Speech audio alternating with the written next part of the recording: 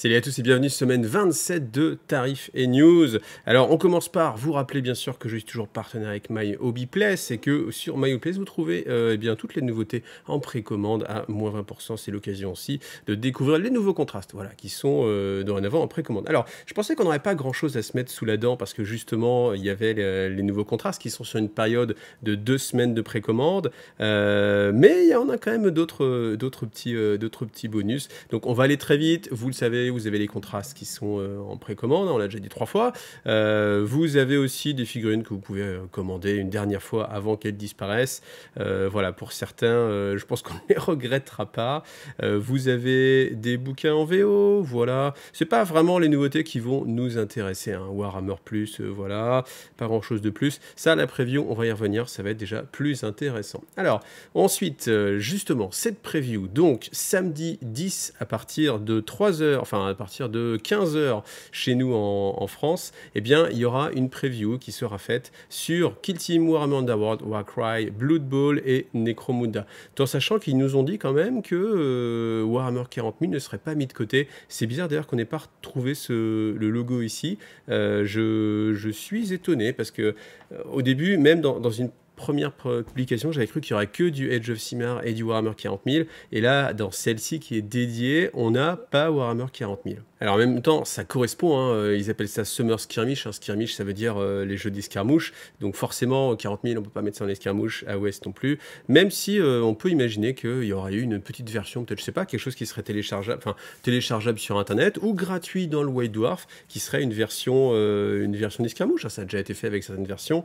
Ça a déjà pu être fait pour AOS ou 40 000. Bon, bien sûr, vous aimez sans doute avoir des choses un peu plus carrées et on a pour ce faire Kill Team pour Warhammer 40 000, ce qui me permet de rebondir fort justement sur le sondage de la semaine dernière. Sondage, vous avez joué au nouveau Kill Team. Quel est votre avis? 63% j'adore, 12% je suis revenu à l'ancien et 25% toujours pas convaincu. Alors au début je me suis dit ouais 60 c'est quand même pas mal, mais au final quand on réfléchit ça fait quand même 4 joueurs sur 10 qui n'ont pas adhéré. Au final 60% je trouve que c'est pas très convaincant parce qu'il y a des gens et ben, du coup qui sont passés à l'ancien, alors ils sont certes pas nombreux mais malgré tout quand même, et un quart quand même de ceux qui ont joué c'était quand même qu'ils étaient intéressés. Ils n'ont pas souhaité poursuivre l'aventure. Donc, c'est vrai que Kill Team, je ne sais pas. En plus, il y a un système sur Kill Team où j'ai l'impression que les saisons et les boîtes, on est déjà à la quatrième boîte, ça revient beaucoup. Alors, en fait, comme l'actualité est très chargée, peut-être qu'en fait, le temps passe très vite. Hein. On peut avoir cette image-là, on se dit, oh, bah dis-donc, ça fait au moins 2 ans qu'elle est sortie cette boîte-là, puis en fait, non, ça fait que 5 mois. Ça, c'est possible, hein, surtout quand il y a des histoires de Covid et de confinement. Mais bon, là pour Kill Team, en tout cas, bah, je suis curieux encore une fois de voir ce qu'ils vont pouvoir sortir. Malgré tout, ces boîtes de Kill Team, je trouve qu'elles sont intéressantes parce que vous voyez, moi, dernièrement, je crois même que j'ai acheté toutes les boîtes sauf celle avec les taux et les sorts de bataille, mais sinon, j'ai acheté toutes les autres boîtes de Kill Team, pas forcément pour jouer à Kill Team, mais ne serait-ce que pour récupérer les décors qui étaient à l'intérieur, parce que je vous ai montré hein, sur la derrière, celle qui s'appelle Nash Moon, si je dis pas de bêtises, je trouvais que c'était assez intéressant. Si on trouvait des gens comme l'ami Dial pour acheter des petits morceaux de figurines, il y avait moyen de s'arranger et puis de récupérer les décors pour un prix intéressant. Alors Warcry, on a eu pas mal de choses déjà, et puis on a eu cette image-là, voilà, cette image-là qui est sortie, Enter the Wild of Gruul, donc voilà, avec, j'arrive pas à définir, franchement j'ai essayé de chercher, il y a un petit côté un peu squelettique. Qu'est-ce que c'est? Une sorte de créature, une sorte de patte d'araignée. Je pense à un cocon d'araignée, je ne sais pas, un truc insectoïde. Franchement, mettez-moi en commentaire ce que vous pensez que ça peut être, parce que là, franchement, j'en ai aucune idée. En tout cas, ce qui est sûr, c'est que ça va être ambiance vraiment Death Jungle, j'allais dire, donc jungle meurtrière. Ça veut dire qu'on va avoir des décors qui, à mon avis, vont être assez intéressants, qui peuvent même être assez multijeux, hein. C'est-à-dire que vous allez pouvoir les jouer pour Congo, par exemple, pour ceux qui jouent à Congo, je sais pas, hein, on peut imaginer, mais en tout cas, on va se retrouver avec de la végétation, ça c'est certain. Je vois pas Games Workshop communiquer à fond sur on est dans la jungle et puis que les décors, ça ressemble pas du tout à une jungle et vous soyez au milieu d'une prairie avec des cahutes. Je peux imaginer une cahute comme ça, on peut imaginer des buissons avec des bambous en plus. Alors ça peut être galère à peindre si on les colle même à monter, si on met bambou par bambou, mais je pense que ça va être quelque chose de ce style-là. Ensuite, du Blood Bowl, dans quelques personnages, Warhammer Underworld, sans doute une nouvelle bande de réveillés, et puis de révéler, pardon. Et puis Necromunda, C'est pareil, sans doute, quelques figurines. Donc moi, je ne pourrais pas être là parce que, j'ai la dure tâche d'aller manger chez l'ami Poulpi. Donc du coup, voilà, je vais pas pouvoir être là avec vous, mais je ferai un débrief le soir en rentrant ou on fera un petit quelque chose, ne vous inquiétez pas. Alors cette semaine, un sondage exclusivement réservé à ceux qui connaissent Warcry ou en tout cas qui jouent ou qui ont touché un petit peu. L'idée c'est, est-ce que cette nouvelle saison, parce que vous avez vu le logo a changé, donc ça veut dire qu'on va être sur une nouvelle saison, est-ce que cette nouvelle saison vous donne envie ou est-ce que au contraire vous êtes un petit peu craintif en mode est-ce que je vais pouvoir jouer encore mes anciennes bandes? Honnêtement, je pense que oui, ce serait vraiment horrible que non. Mais voilà, est-ce que vous êtes craintif là-dessus? Est-ce que vous l'accueillez avec grand plaisir en mode oui, on va avoir de nouveaux modes de jeu peut-être, peut-être même une rectification un petit peu des règles ou pas? Ou est-ce qu'au contraire c'est quelque chose qui vous fait peur? Voilà, et répondez-moi comme d'habitude en cliquant sur description plus et vous avez des liens pour voter directement. Et si vous n'y arrivez pas, eh bien mettez simplement un commentaire. Donc Necromunda, justement, en attendant les révélations de ce dimanche, on a 2 figurines. Donc le propagandiste, je crois, enfin on va l'appeler comme ça en français, qui est disponible un peu pour toutes les factions, qui va booster un peu votre recrutement, donc sans doute ce sera un petit peu plus facile, faire un petit peu moins cher les gangers, ce genre de choses. Et puis on a l'agitateur, qui lui sera disponible uniquement pour les outlaws, voilà, et qui va créer un petit peu le bazar dans tout ça. Voilà, des figurines qui seront encore une fois disponibles chez Forge World. Alors dans le début de mois, c'est le moment de faire le petit récapitulatif sur Tipeee. Vous savez, maintenant tout est full transparent. Donc objectif, 64% de financement. Hein. Le but, c'est d'obtenir un SMIC avec Tipeee. Comme ça, après, en travaillant avec les partenariats, etc., je pense que le contrat de vivre de Geeky TV sera jouable.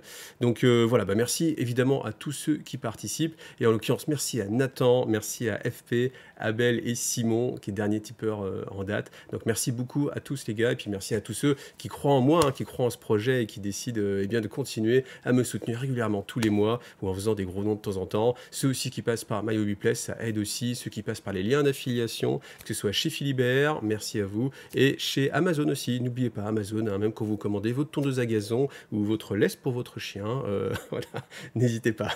Oui, j'ai pensé à un truc, mais il fallait pas le dire.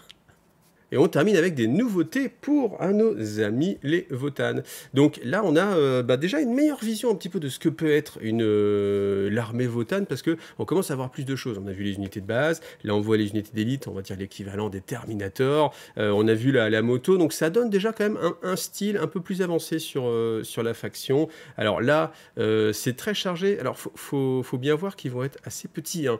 On l'a vu à côté d'un Primaris, c'est vraiment petit. On s'en rend pas forcément compte quand on a l'image là, on peut imaginer raisonnablement, enfin, on peut se dire si on n'a pas de notion de l'échelle, qu'on est sur une figurine assez massive, et je pense qu'elles vont être assez étonnantes de par leur petite taille, forcément. Alors vous dites oui, c'est normal, c'est des squads, des Votannes, etc., des kin, oui, mais c'est vrai que quand on regarde ça comme ça, privé de toute notion, hormis peut-être le socle, mais comme il y a différentes tailles de socle en plus, ça peut être trompeur. Là, je pense qu'on serait assez étonné de les voir en vrai, on dirait, ah oui, ils sont vraiment un petit peu petites. En tout cas, au niveau du look, je trouve que là, alors celle-ci en plus, à force avec la visière qui se rabat. On est pour moi complètement sur du StarCraft, hein. Même vous voyez les abdos ici, ça me fait vraiment penser à une armure de StarCraft. On pourrait Raynor Ears, on peut faire je pense même que c'est très facile de masquer en fait un petit peu les runes qui sont incrustées et puis mettre la petite pin-up sur le côté et puis nous faire un petit Jim Raynor. En tout cas, je serais assez fan.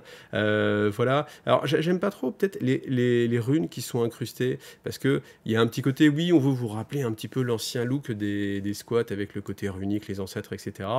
Je suis pas sûr que ce soit très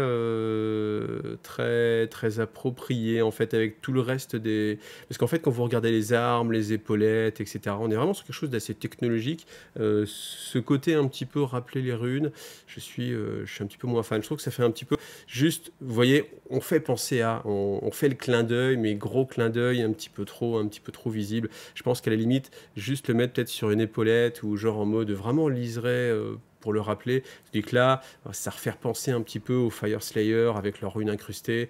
Bon, je pense que le clin d'œil est un petit peu trop visible.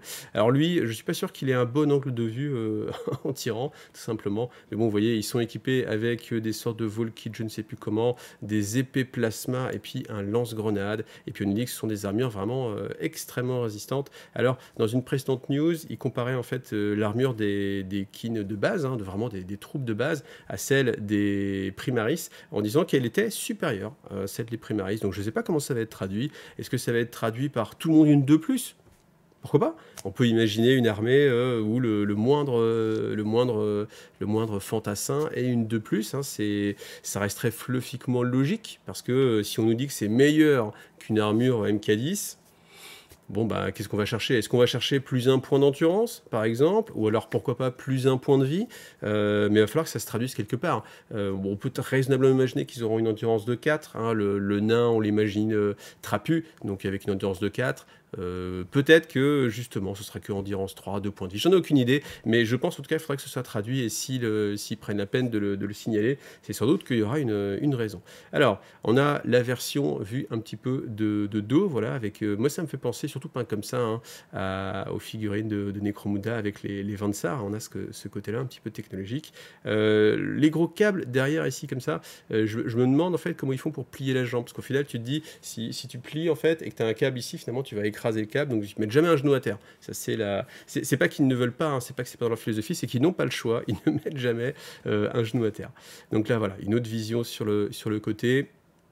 Bon, je trouve que le côté modernisme plus un petit peu traditionnalisme, je ne sais pas si c'est vraiment le choix que j'aurais fait au final. Je sais pas, donnez-moi aussi votre avis là-dessus, mais ce qui est bien avec cette image, c'est qu'on a un petit peu des visions de trois éléments de la faction. Donc là, la moto Mario Kart qui vole, etc.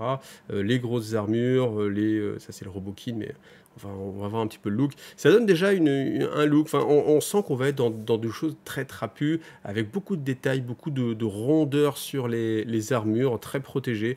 Donc bah voilà, à voir si c'est inspirant ou pas. Je sais qu'il y en a déjà certains qui se sont fait un petit peu leur avis. Hein. Je sais plus qui m'avait dit qu'il était vraiment fan à fond de la faction. Donc voilà. Bon écoutez, voilà pour moi. Je vais vous laisser là. Merci à tous ceux qui suivent la chaîne. Rendez-vous demain soir en live sur Twitch. Voilà. Donc vous avez le lien comme d'habitude dans chacune des vidéos. Et puis ce week-end j'étais au PEL, donc Paris et Ludique. Je vais essayer aussi de vous faire une petite vidéo débrief sur le PEL. Et puis tant qu'on est aussi des pubs sur Twitch, jeudi prochain dans l'après-midi sur Twitch, je regarde l'heure, je sais pas quelle heure j'ai mis, je ne sais pas, je pense que ce sera vers 15h, de 15 à 16, je pense que ça va être ça. Je serai aussi sur Twitch pour faire une revue des figues de la commu, les figues de la commu Iggy TV. C'est pareil, vous avez le lien Facebook qui est dans la description de la vidéo si vous avez envie de partager votre travail et puis avoir un retour de moi et puis de mon invité à chaque fois qui est un peintre professionnel en général. Et bien voilà, c'est par ici que vous devez passer. Voilà, merci à vous tous en tout cas et puis à bientôt. Salut à tous.